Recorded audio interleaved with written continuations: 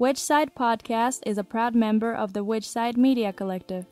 This episode is sponsored by Becky Mullins. She wanted to give a shout out to anyone who is transitioning, whether it be into veganism, into a different gender from the one into which they were born, into the role of an individual who has newly come out to his friends and family, or a prisoner adjusting to a normal lifestyle after his release. I think that's awesome. We really do need to help people that are transitioning more. Thank you, Becky.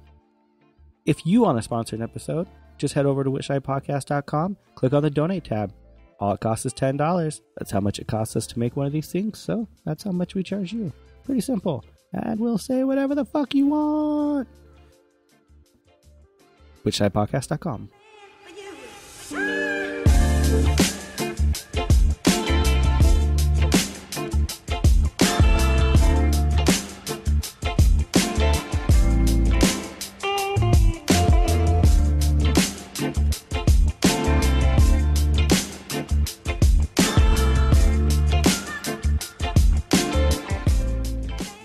This is episode 114. We have Rod Coronado on. You know, I talked about this at the beginning, but I kind of downplayed it a little bit. Rod Coronado was truly one of my main inspirations of an activist growing up. Him and Barry Horn, who we talk about a little bit at the beginning also. So I was pretty excited to have him on. Without a doubt. I actually recently contributed to a zine called After Prison with Rod Coronado. So if you guys haven't checked that out yet, you should totally do so. Yeah, he got too nervous to bring it up. I just didn't know when to bring it up, let's be honest. What news and events do we have going on this week? We are asking every listener to find at least one more person to listen to the podcast. If you can't do that, then maybe you should just download it twice. You know, and especially this one, because this episode, you know, when we talk to Rod, he talks about something that we all need to do, is get off our fucking asses and get out there and just do something, you know. So, you know, help spread that message of, you know, just doing nothing, just being on Facebook, just being on Instagram. It's not enough. So if you're going to be on Instagram and Facebook, you should probably share this episode. So to hopefully get people off their asses. It's true. So, yeah. Let's armchair this shit up, y'all. But, Jordan, did you know that on January 15th, 1922, the Irish Free State was established? I didn't know that. But I know this because I have the Slingshot Personal Organizer, where they keep all these fascinating little tidbits. You can pick up a Slingshot organizer from your local info shop. If you don't have one, you should start one, or you can go to akpress.com. You know, it's great. These always sound like mini ads. They're not. I mean, I would love the Slingshot, but they've never reached out to us or paid us. Nope. Just, I like them. Check them out. But, more importantly, I hope you enjoy the shit out of this episode. Which side are you on? Which side are you on? Which side are you on? Which side? Which side are you on? Which side are you on? Which side are you on? Which side are you on? Which side are you on?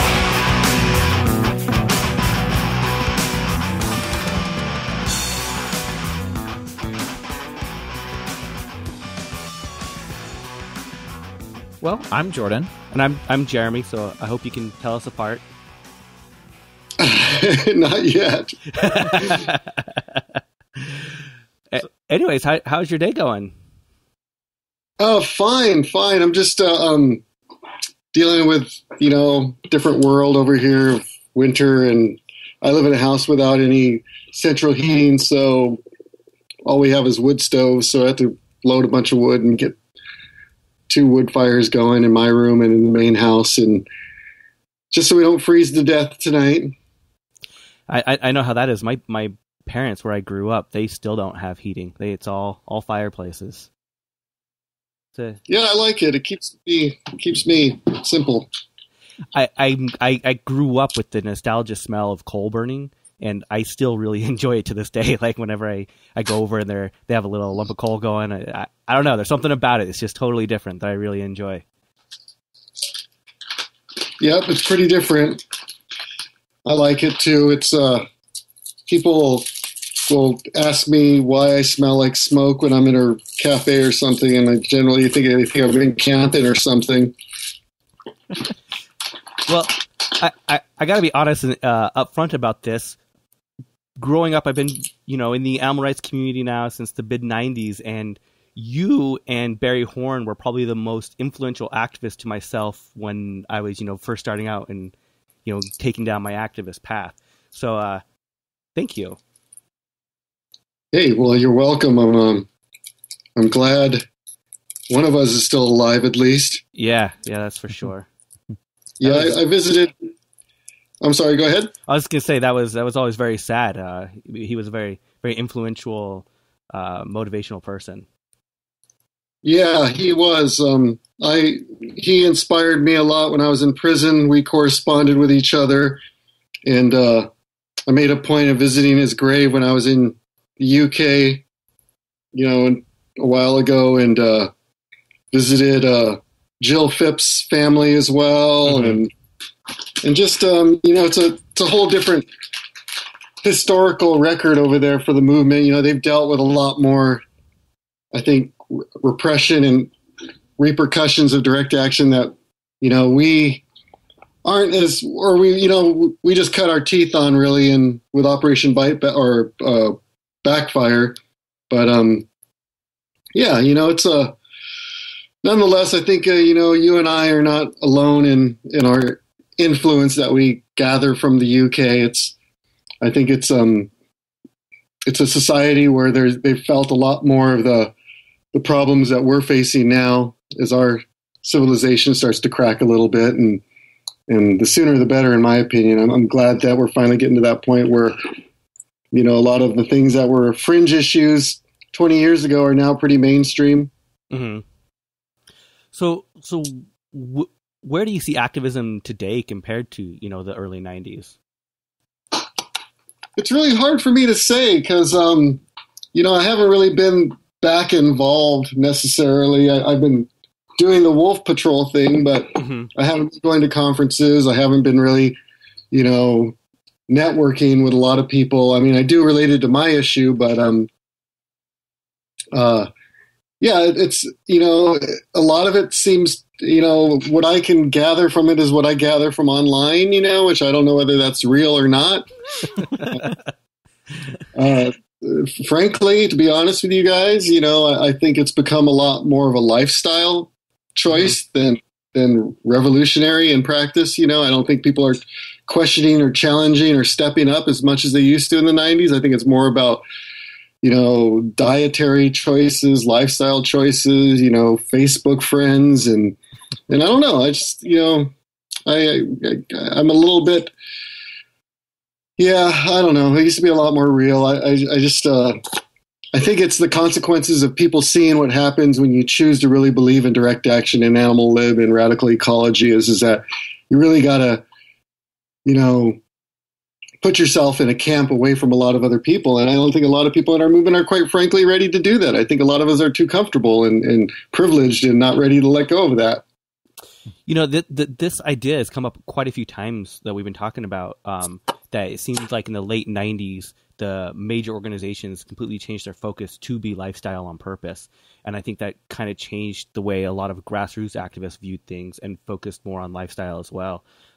We saw a huge decline on the focus of like vivisection and fur campaigns, mm-hmm. and more of a focus on, if you just eat less, type of an idea.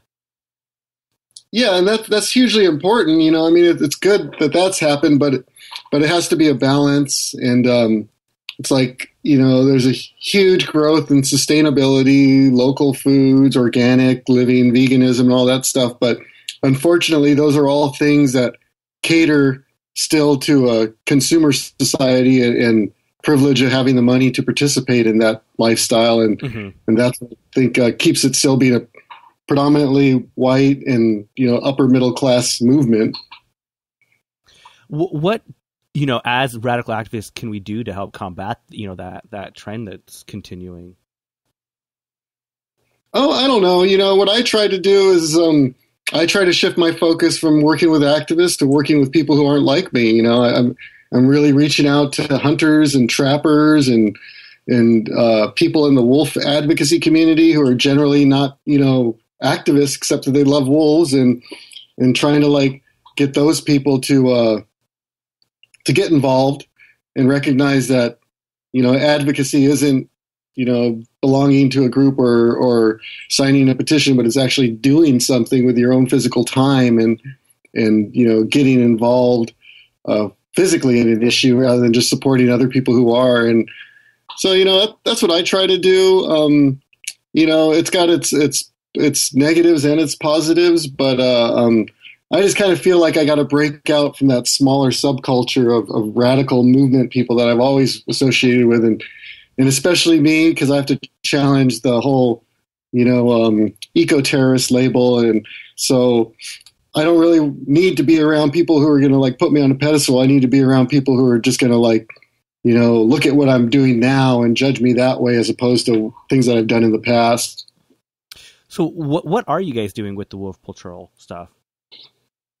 Well, it's it started up being a group that wasn't really a group as much as a tactic. We wanted to kind of like, accomplish the same things that we were doing with hunt saboteurs, in the States and England, actually interfering with hunts, but doing it in a legal fashion so we wouldn't get popped for it.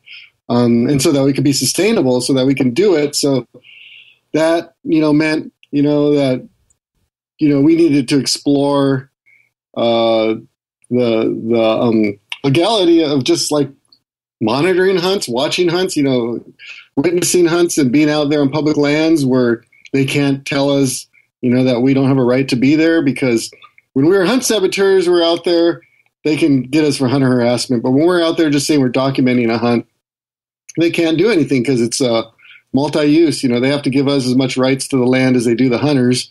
So our intention was to exercise that legality, to document the hunt,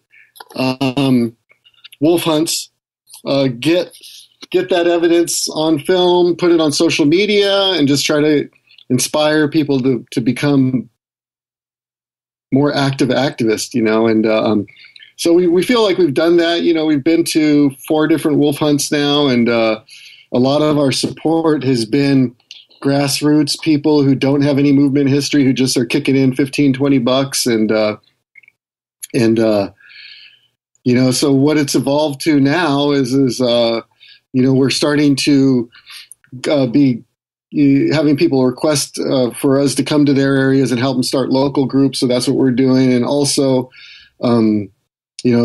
transferring over into this like anti-poaching agenda where we're, open to working with law enforcement to pursue poachers and actually, adding some teeth to pre-existing laws, because rangers and wardens can't be out there all the time. And so we kind of like are trying to serve as extra eyes for them. And at least in Wisconsin, the agency welcomes that. They totally said that they appreciated us being out there and that they rely on people's, observations in the field besides themselves. And so I thought that was important to emphasize and to build on, because I want to build a movement of activists who are opposed to hunts, who can get involved and go into the field and do it knowing that they're not going to get busted for it. And so I think we've been successful doing that. And where it goes from here, I really don't know. It just depends on who's involved with it, because it's a very, egalitarian organization. Anybody can get involved. And, but, as long as you adhere to our policies of nonviolence and obeying the laws and mutual respect, then, you can be a part of our group. And so that's what it's been, for the last year now. It's been, around for just a year. And yeah, so we feel pretty good about it. We're going to Wisconsin next week for a local meeting. We're starting there, and then we're going to do some surprise anti-poaching patrols in northern Wisconsin. And then the following week, we're going to go back to Montana. And, this is a busy time for us. Even though wolves are back on the endangered species list where I live in the Great Lakes, there's still a lot of poaching threats. And then, of course, in Idaho and Montana, you still have a lot of, legal hunting going on. And right now, this weekend, there's a contest hunt going on in Idaho. And the last I checked this morning, they hadn't killed any wolves, but they'd killed 17 coyotes. So, yeah, we're just kind of like, in a way, also challenging the wolf advocacy community because there's this big gathering going on in a couple weeks in Yellowstone to celebrate the reintroduction of wolves. And I want to go there and challenge the people like, hey, what are you doing to protect wolves outside of the park? You guys are so concerned with wolves in the park, which is awesome, but they step over that imaginary line and they get shot. And people need to be more vocally opposed to that. And what we've ran into that liberal conundrum where people feel like, oh, don't rock the boat, don't make down more, repression onto wolves than already exists, and you should just go away. And we don't buy into that. We believe that that's the abuser mentality of not challenging your abuser and hoping that the abuse stops. But we don't believe that. We believe that has to be challenged and called out and publicized. And so not all of our critics are wolf haters. Some of them are actually wolf hunters or wolf lovers as well. So that's something else we have to deal with. Do you run into the idea that people still fall into the ideology of thinking that, they have to kill the wolves to protect their livestock? Oh, yeah, that's super strong. There's the group that's sponsoring this killing contest in Idaho for Wildlife. All their Facebook site is just nothing but photos of lambs and calves and deer that have been, attacked by wolves. And they really are, appealing to that emotional element by showing these bloody photos. And it's one thing, it's funny because I'm used to seeing those kind of photos being used by our side. And so when you see like hunters posting photos that say, oh, look at this horrible violence, this senseless slaughter being committed, it's just like, oh my God, this is ridiculous. I mean, they're almost promoting an ideology that vilifies predators for being predators. And that's where I think it goes deeper to the actual, mindset that was first brought to this continent, 500 years ago, that first vilified wolves. These settlers had eradicated wolves in their homeland. They brought their mentality that hated predators and have done the same here. And unfortunately, in the last year, I've seen those attitudes still very much alive. So yeah, it's very much for them about the rights of people to run cattle versus the rights of native wildlife to be native wildlife. And you keep seeing these stories come up. Like recently, there was somebody who thought that they shot a coyote, but they unfortunately killed an endangered wolf. That was here in Utah, right? I'm not sure. I think it was in the Grand Canyon area. Yep. Oh, okay, yeah.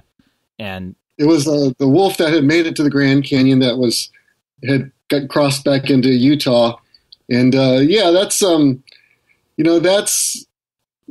legitimate, excuse, but I've also seen a lot of comments from hunters in Wisconsin who say, oh, I'm not going wolf hunting. I'm going, quote, coyote hunting for large coyotes. And so I think that that's a problem where states that have coyote seasons are year round, like most states do, those are the places that also have a lot of poaching, obviously. And yeah, because, it gives people the out. They can easily kill a wolf, and if they get caught, they can just say that they thought it was a coyote. So what made you want to focus on wolves, on doing the wolf hunts? A big part of it is that, I live in Michigan now, and Michigan was one of the states that delisted wolves, and we were starting our own hunt here. And so that was right in my backyard. So I thought that would be an issue I could work on regionally. And then as I started working against the hunt here in Michigan, I realized that, this is probably the least worst state for a wolf hunt in the country. So it seemed ridiculous not to put some energy into stopping Wisconsin and Minnesota's hunts, which are huge. Mm-hmm. And then, of course, once we got onto that vein, we kind of thought that, we have to pick the worst of the worst policies in whatever states they're in and highlight those. And that's why we emphasized opposing the hunt around Yellowstone, opposing the hound hunt. I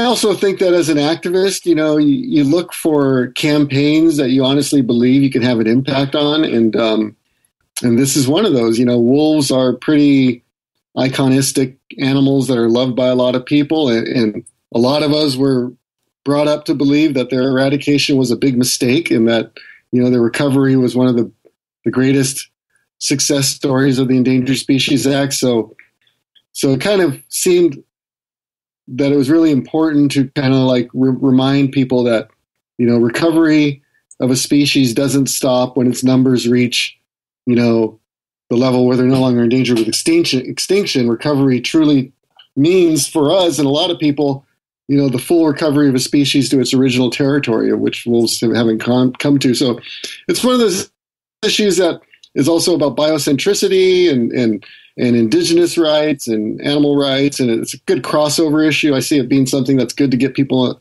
a gateway issue to make them look closer at all predator hunting policies across the country, and also seeing the influence of ag and agricultural industries and livestock industries and issues such as this.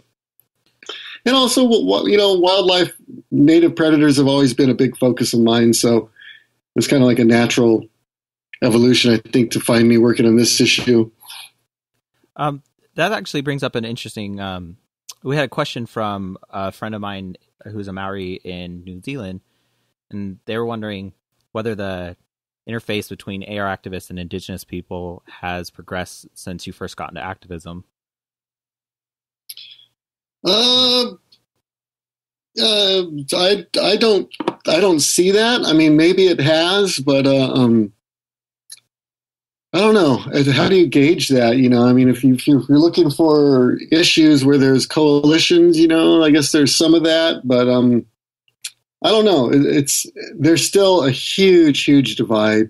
I think a lot of people don't really know what the Native American experience is in this country and over romanticize it sometimes. And also, I think a lot of people are intimidated because a lot of Native people, although they come from a culture with very cool idealistic beliefs, it's, a lot of Native people are just like anybody else and are suffering from, all the post-traumatic stress disorders that our society has forced on us. And there's a lot of ignorance among Native people. There's a lot of sexism among Native people and substance abuse. So, those are all things that are hard to deal with regardless of what your ethnicity is. And so, it just makes it, I think it's one thing to say we support Indigenous issues, but I guess I'm looking to see more tolerance for Indigenous peoples and other people of color who might not look like activists, because there's that huge element of the movement who won't work with anybody who isn't vegan or not a lot like them, or is quick to call somebody out if they think that they're, sexist or something, or not using the proper pronouns. And those are all good things too, but it also could easily exclude a lot of people from being activists. So I think that's something we got to work on too. One of the things that I have found for myself, at least, the longer I've been involved in activism, the more I've strayed away from animal-focused issues and more on capitalist issues, or more on the anarchist side of things. Yeah, yeah, completely. Yeah, I think people like us who have been around in the movement for a bit, we gotta keep on reminding people about those root causes, and that a lot of these problems that we're fighting as Indigenous people, as vegans, as environmentalists, as wolf advocates are all come about because of our Western lifestyle choices and our consumer culture and our whole civilization, I appreciate the writings of Derek Jensen that to address those issues, but I really think that it needs to permeate our work a lot more and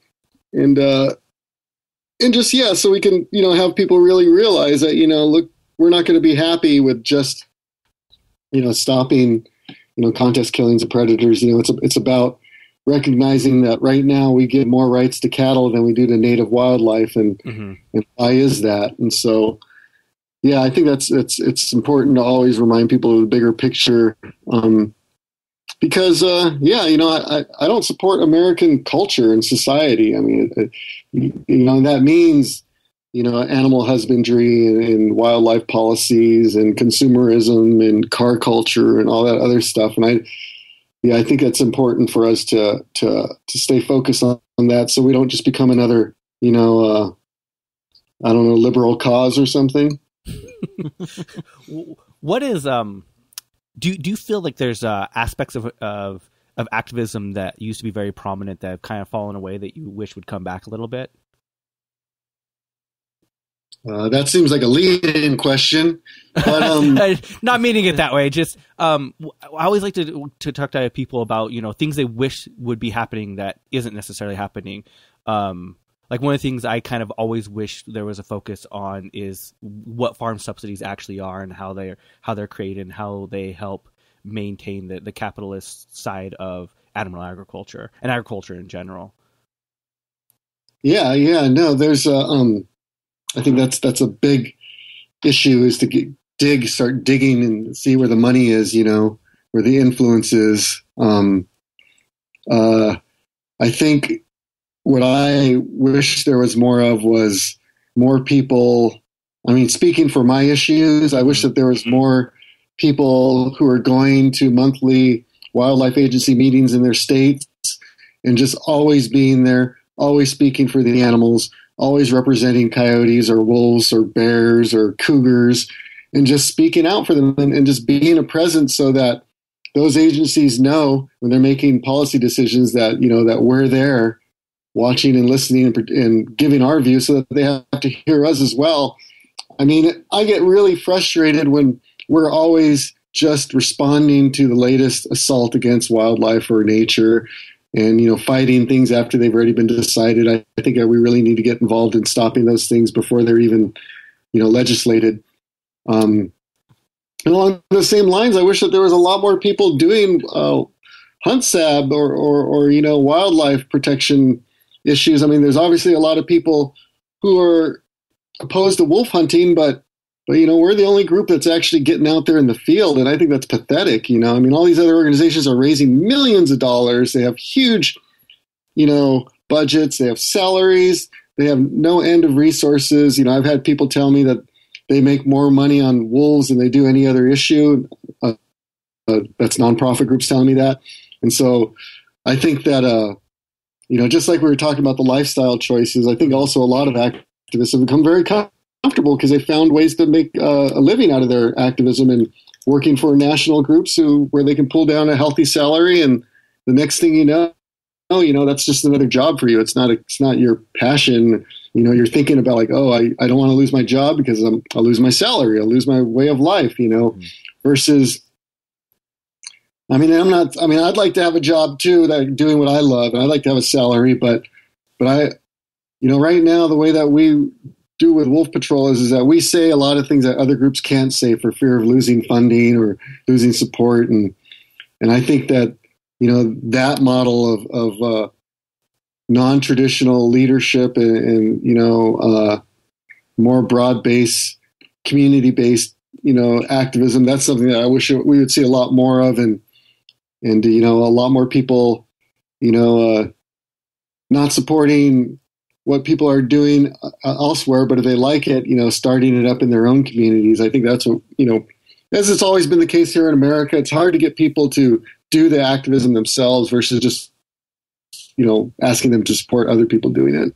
I totally feel that there's been a huge decrease in the amount of grassroots activism that's taken place, where there might be things happening everywhere. They seem to be more and more organized by, the big 2 or 3 or 4, AR groups that are out there. So I feel that there's been a huge disconnect with what local communities were doing, and now it's focused on a national level almost. Yeah. I think that's what a lot of those national groups do, is they work on those bigger scale, which is cool. But I know that for wildlife issues, a lot of it is the state.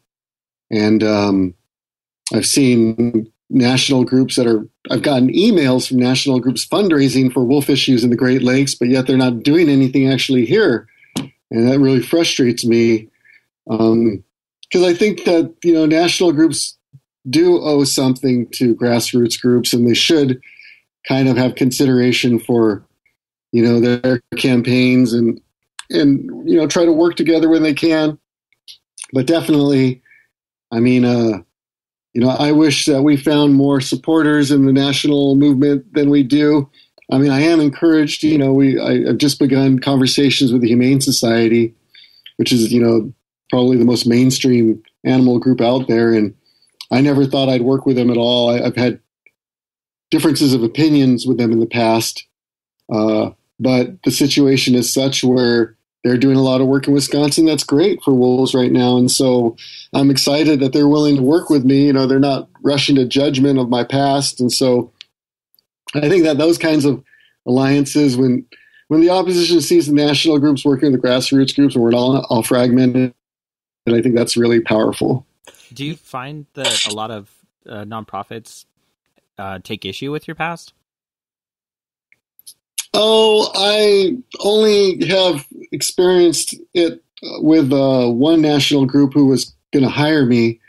And 8 months we spent going back and forth and meeting and talking about it. And finally they flew me in for a face-to-face interview. And these are a lot of people that I've known over the years. They've known what I do. I've known what they do. And we talked about, the power and effectiveness of a national group hiring somebody to work within the grassroots. And I was excited about it. And then at the last minute, I got the call and they said, sorry, we can't do it.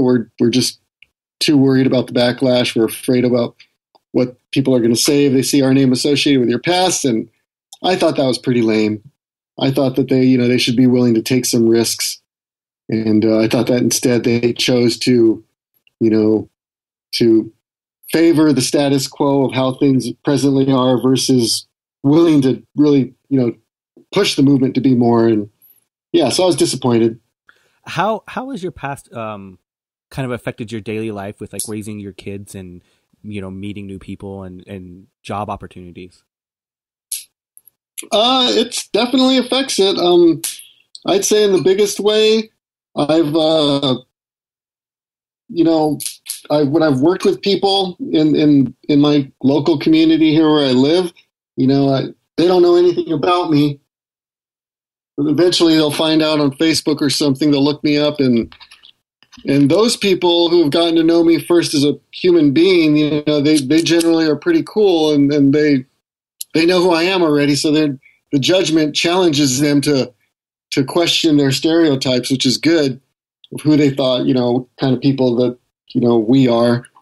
And then there's also, I've had guys come into my bar where I work and ask to talk to my manager and tell the manager, hey, do you know who's working here? Do you know what that guy's history is? Do you know who he is? And of course they do know who I am and they're comfortable with it, but still that happens. And my boss says once a year he gets a call from the FBI asking them about what I'm doing and whether I'm trying to recruit people at my work and that kind of stuff. Are you kidding me? That's ridiculous. Yeah, so, I'm sorry. No, that's fine. For the most part, it's good because, I'm working on this wolf issue and people know what I've done in the past and they might make threats about me online, but when we're out there, I kind of feel like it gives us a little bit of muscle, to have them know that we're not just some pushovers, that we can get down and dirty if we needed to.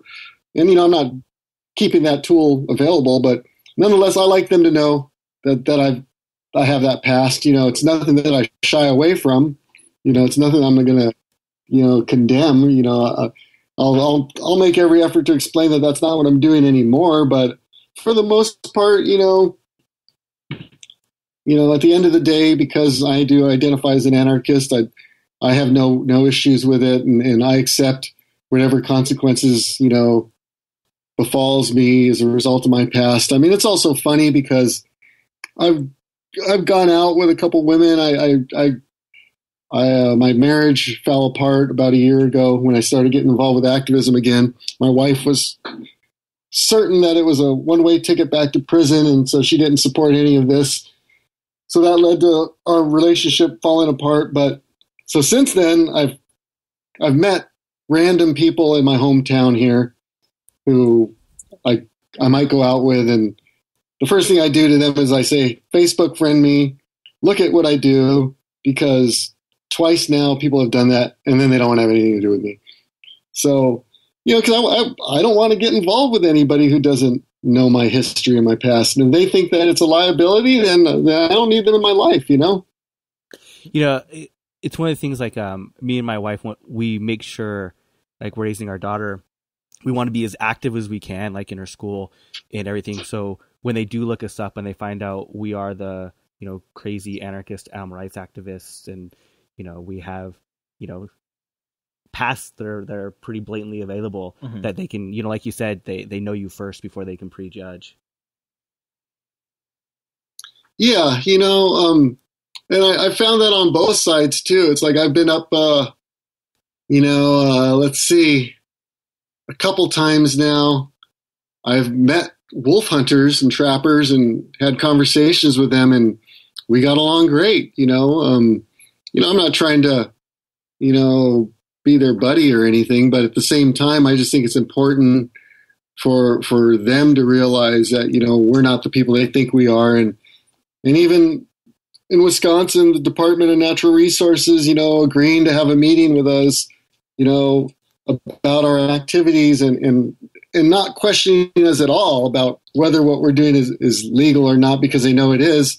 I thought that was really revolutionary, that they were willing to sit down with me with my criminal history and not let that prevent them from seeing that, we're part of a legitimate movement, and that I represent a lot of people that they presently don't have a voice with. And so by, being open-minded like that, that's where I think we really start getting into the possibility of changing things. And I don't really know what the answer is going to be, but I do believe that, we need more dialogue with the people we oppose. And,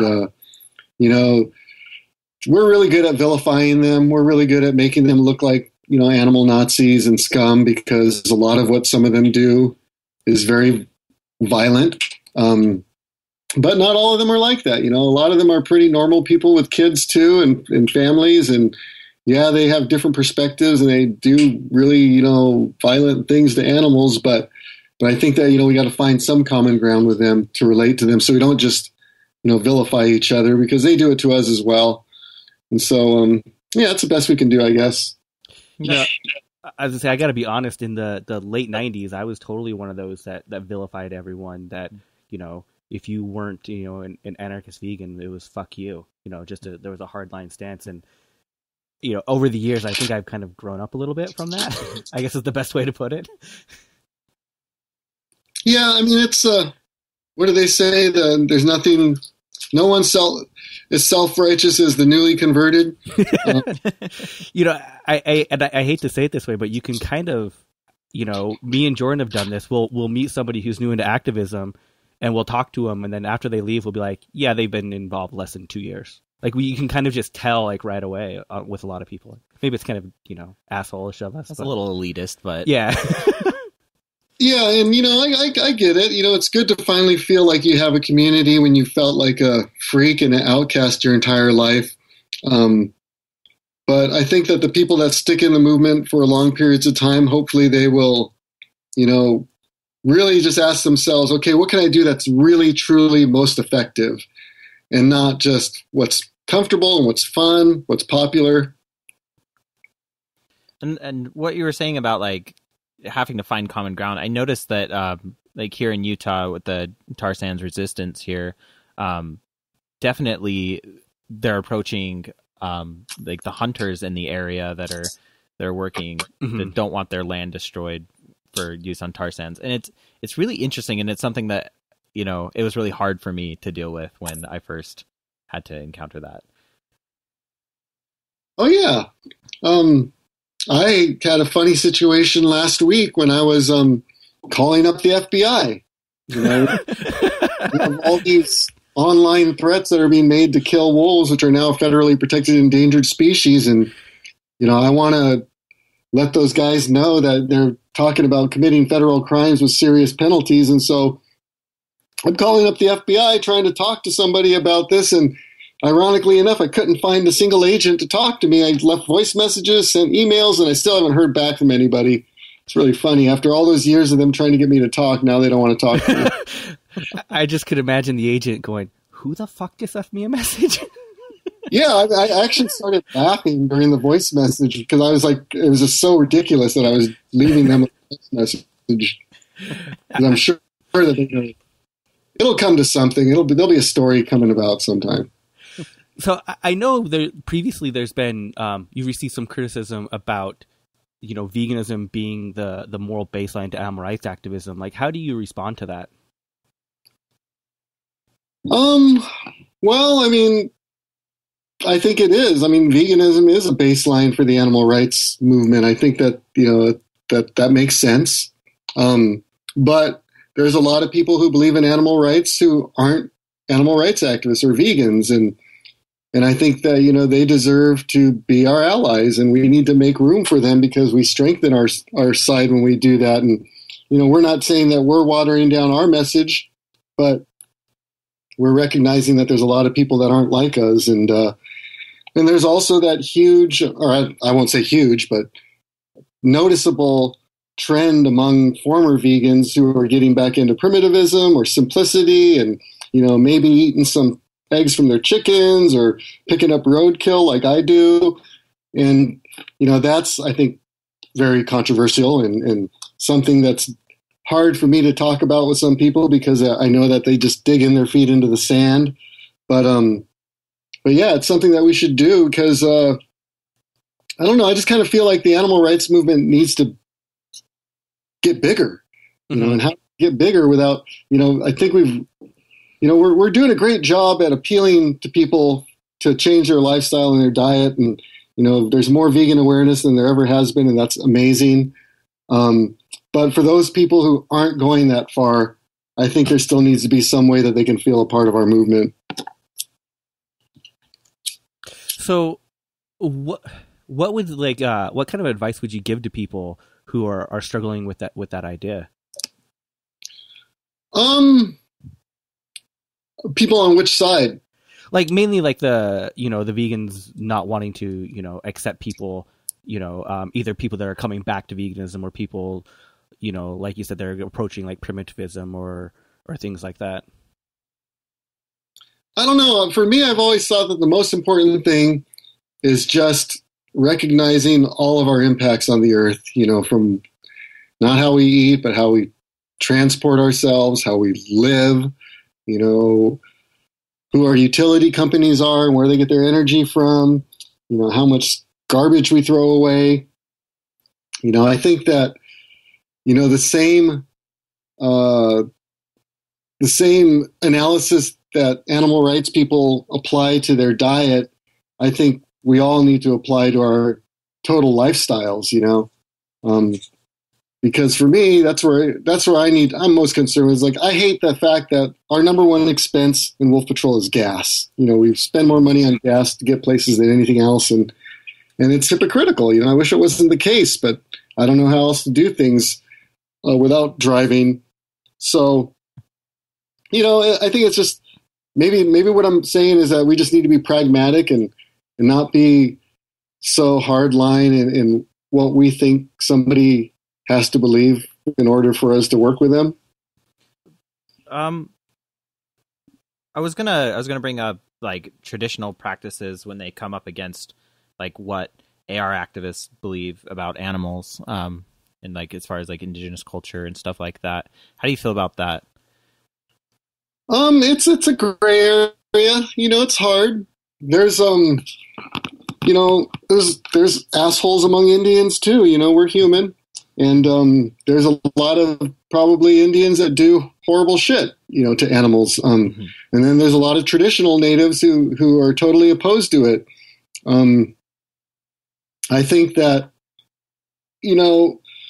I won't carte blanche say I support all indigenous peoples and their lifestyles because a lot of indigenous peoples want to, want to manage their natural resources in a consumptive way, by selling mineral rights, and I don't support that. But I think that we have to search for a way that we can support truly indigenous peoples that are following cultural traditions, and where those cultural traditions do involve the taking of some animals. I think that I'm okay with that.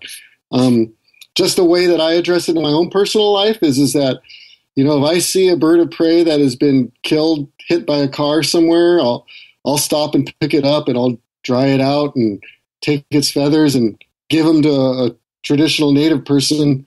That way they don't have to, shoot one of these birds themselves, because they legally have the right to do that. A lot of native people, or not a lot of native people, but some native people shoot bald eagles for ceremonial purposes. So that's something I've always done, is I've always believed in, looking for alternative sources for the animal products that I use in my culture to survive, to practice my traditions. I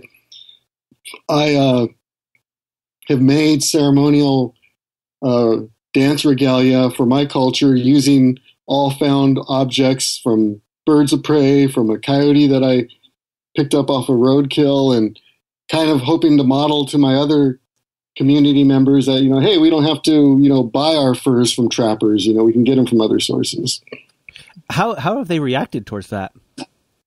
Oh, they were a little quizzical about it. They thought it was interesting and unique, but they appreciated it because they agree. They don't want to kill an animal just for its feathers either.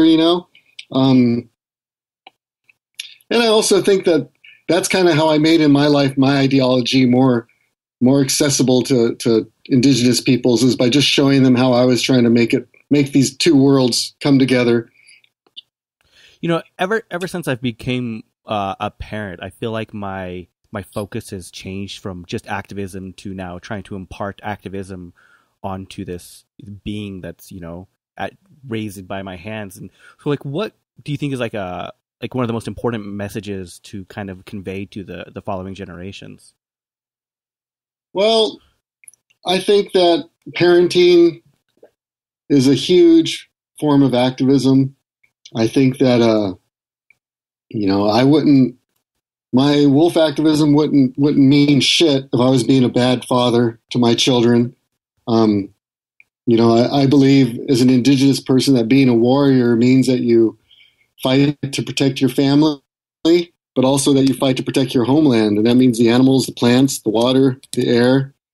And I think that if you raise kids to see that your everyday life includes acts of compassion, not only to them, but to other people, then you're doing a great job. My kids know my activism by virtue of seeing it in their lives, but they see, a lot of other people coming into their lives as a result of it, and from different walks of life. And I don't know, for me, it's a lot about just how we interact with people, and if we're teaching our children, that's where I think we teach them more of our values, is in how we treat each other and our partners and our wives and husbands and children and friends and enemies and all that stuff. What's been the biggest challenge for you being a parent? I think in the last year that I've become an activist again and gotten back in the movement, having my probation having ended, and for the first time being able to do this again in 8-10 years, the biggest challenge has been still providing for my family and making money so I can pay the bills. And, I haven't been doing that, all fall. So I've been doing wolf work full time. And so it's a struggle because, I worry about, being able to buy my kids clothes and paying my heating bill, or not my heating bill, but our gas bill and our electricity. And yeah, that's a challenge. That's really easy to do. When I was working at a bar all the time, making good money, it was easy for me to be a successful American family man. But now that I'm actually, being an activist again, my income's pretty non-existent, but it's also very cool because me and my son go dumpster diving together, he goes with me, and he loves it. You know, he can't believe the amount of food that people throw away, and so he's being raised to recognize that, you know, our culture has so much waste that literally we're throwing food away. And I think that that's a huge, huge lesson to teach young people. That's kind of cool. I actually like that idea. I've never taken my daughter dumpster diving, but I probably should. I've done it so much in my life. I always make sure when I'm taking first timers dumpster diving, I just try to make sure I'm always going to a dumpster that I know there's going to be good stuff. What's like your best dumpster dive find? Well, last month I was dumpstering at an Aldi's in Madison, Wisconsin, and I found Le Creuset, that French cookery company. They have it's like cast iron enamel, yes, right? Exactly. Yeah. Enameled cast iron. I found one of those in a dumpster, and about 8 pecan pies, Jesus. About 20 pounds of blueberries, and freaking 30 containers of yogurt or something. But it was just a typical haul, and I was actually with somebody who had never dumpster dived before, and they were pretty blown away by it. But I don't know. That's a long conversation. I could talk about prize dumpster hauls for a long time. I love it. Well, I do want to ask, what's your weirdest dumpster find? Because that's always the fun. That's easy. A Santa Claus costume for a dog. Nice. Okay. Yeah. I know Jordan's weirdest. I don't know if he wants to share that on air. Yeah, it's a little disturbing. Let's just say novelty adult toy. Oh, okay. Oh, that's interesting. Well, the first thing my son said to me after we successfully dumpster dived was that he wanted to go dumpster diving at GameStop. Totally. I was like, great, he's seen the logic here. My favorite used to be, there was a Pier 1 that I used to love to go to because they'd get people return things for the dumbest goddamn reasons. They would just throw them away, like little scratches on coffee tables. Mm-hmm. And I think I furnished my entire apartment, my first apartment, that way. That's awesome. Yeah, I loved it. I think my favorite, though, of all time is we found an entire dumpster chock full of coconuts. Bottom to top, 100% coconuts. That's crazy. I recently benefited from some people dumpster diving at Endangered Species Chocolate in Indianapolis. Oh, my God. Literally, I have 50 pounds of organic mint chocolate right now that is just, I've been giving it away all Christmas, and just there's so many. I mean, it's like I used to me and my wife would buy, a fancy chocolate bar and nibble a corner of it every night or something. And now I got so much of this. It's just it's crazy. Just popping it in your mouth. That's amazing. That's awesome. Yeah. Now I'm jealous. I'm actually jealous of that. I just say jealous. Probably envious would be the right word. So there's an upcoming art exhibit that for the Wolf Patrol. Do you want to talk about that a little bit? I don't really know a lot about it. That's being organized by somebody else. Essentially just, asking people to donate art. It's a fundraiser. I'm not really sure how it's being structured because it's being organized by somebody in Oregon. But we were very successful with raising money when an artist donated an original oil painting that we sold for $300. That really helped us out in a big way.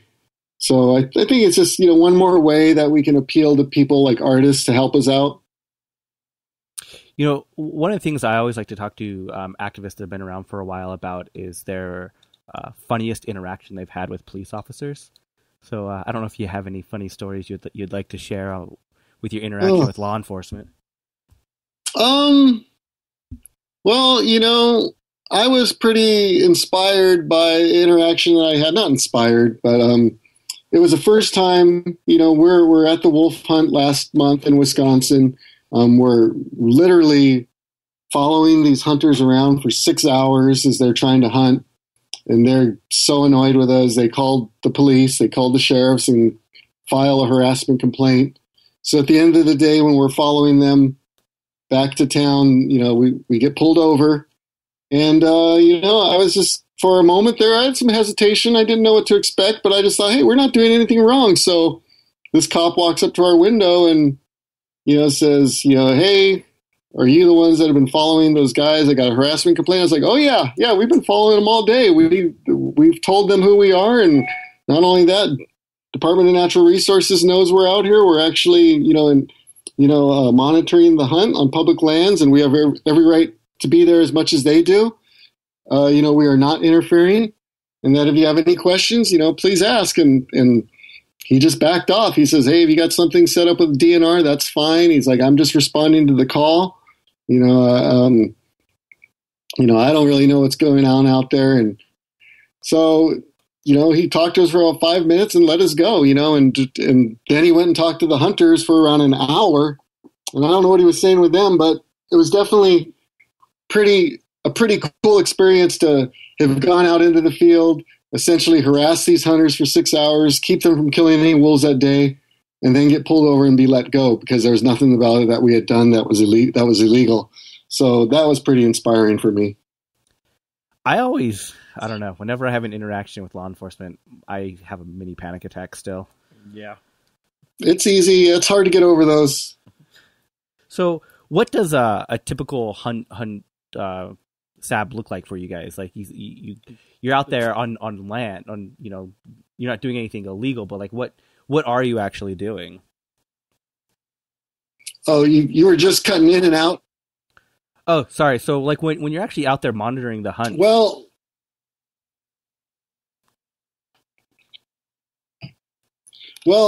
what I tell people is that, no, we are not interfering with the hunt. No, we are not, touching any traps. We're not doing anything illegal to interfere with anybody. But by virtue of us just being out there, we're interfering. Mm-hmm.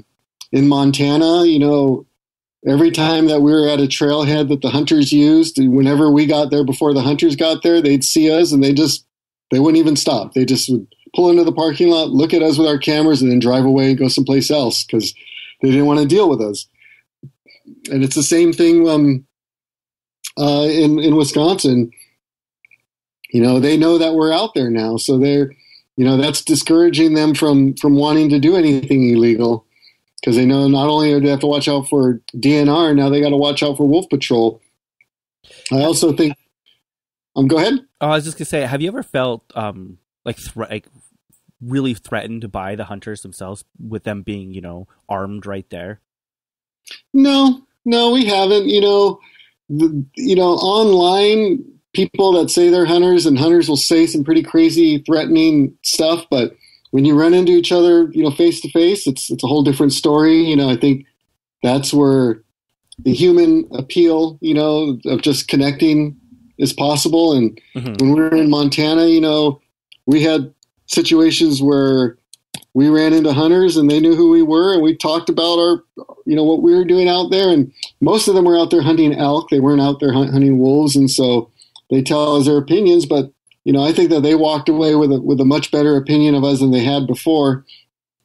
So I think a lot of it is just getting out there and having these people know that in fall, when normally woods and the forests are, the domain of hunters, that now there's possibly going to be people out there too that are going to be watching what the hunters are doing. And I think that that's something that should be happening a lot more. So how can people get in contact with Wolf Patrol and actually get involved? The best way is just via our Facebook site or the blog, our website, which is wolfpatrol.org. We have a couple of GoFundMe sites out there as well. But really, if you're watching Facebook or the website, you'll see everything that we're doing. Now that, wolves are back on the endangered species list in the Great Lakes, we're going to be focusing a lot more on anti-poaching work, which is all throughout the winter.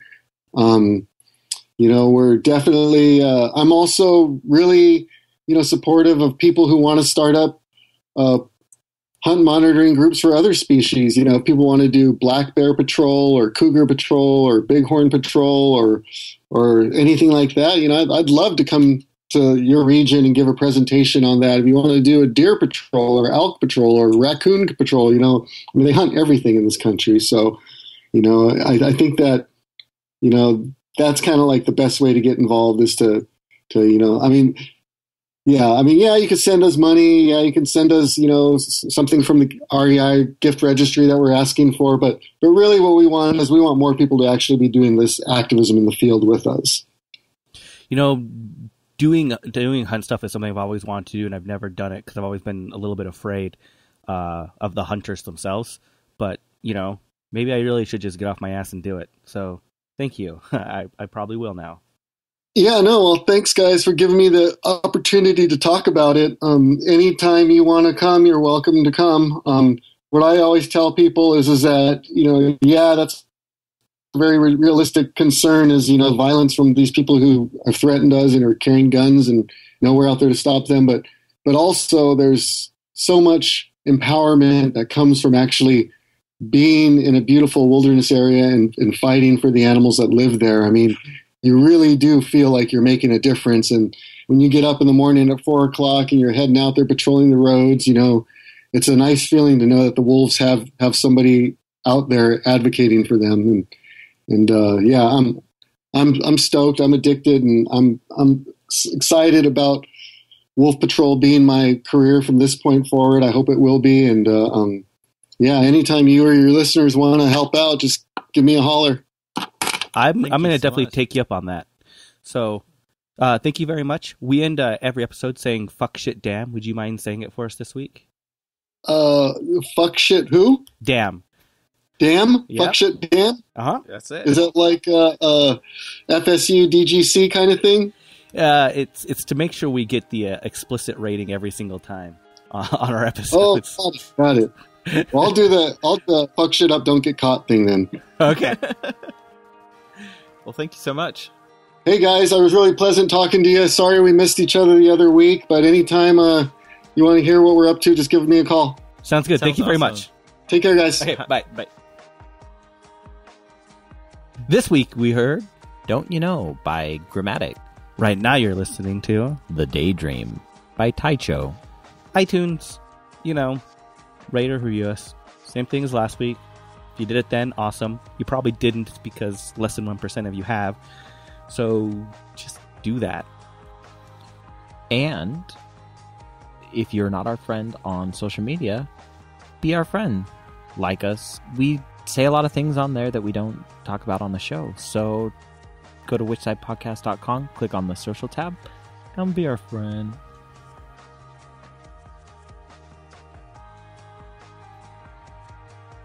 I'm waiting for you.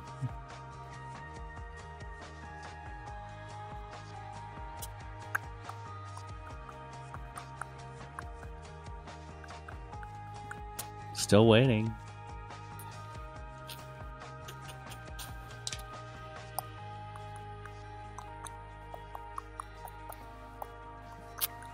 Fuck shit damn. We need a social media intern to join our team. If interested in becoming activist famous or a level 5 vegan, hit us up on social media. Which Side Podcast is hosted and produced by Jordan Halliday and Jeremy Parkin of the Which Side Media Collective, with web design by Jordan Halliday and sound design by Jeremy Parkin. Booking by Mari Halliday. Theme music by Commandantes. Go to whichsidecollective.org to check out the other shows in the collective. As always, fuck shit damn.